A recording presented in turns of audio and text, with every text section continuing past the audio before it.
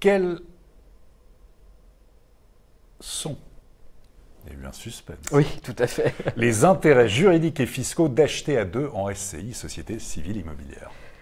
Alors effectivement, la question se pose puisqu'il y a eu beaucoup d'encre qui a coulé sur le régime de la SCI. Il y a beaucoup oui, on a entendu. On a toujours cette question quand on achète de se demander si c'est intéressant ou non d'acheter en SCI. L'intérêt principal d'acheter en SCI, c'est qu'on sort du régime de l'indivision.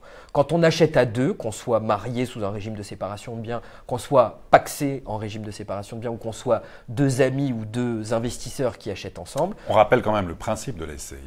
Pour la gestion de patrimoine ou l'acquisition immobilière à plusieurs, il faut être au moins deux. Hein, il faut être au moins deux, créer du coup une société, ce qui a un coût puisque ça nécessite d'immatriculer la société au greffe. Ça coûte 100 € à peu près. Ça dépend si vous vous débrouillez vous-même pour rédiger les statuts, mais généralement ça a quand même un coût de demander à un juriste de préparer les statuts, de les écrire, de les faire enregistrer. Il y a des publications qui doivent être faites dans les journaux d'annonces légales, donc c'est pas si simple. Là, ça coûte combien? C'est quoi?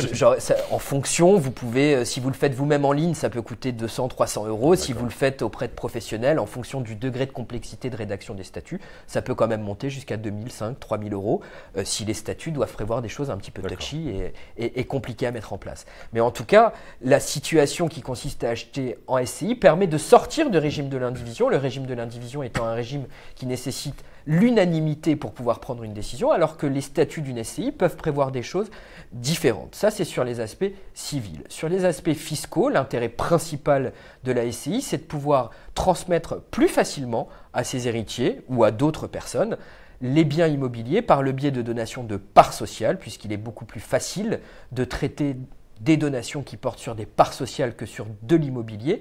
Donc j'ai envie de dire à Léa, si le but est de faire un investissement locatif et d'envisager une transmission future à des héritiers, la SCI peut être un outil qui s'avère très intéressant. Si en revanche le but est d'acheter avec son conjoint sa résidence principale, la SCI ne présentera absolument aucun intérêt pour sa situation.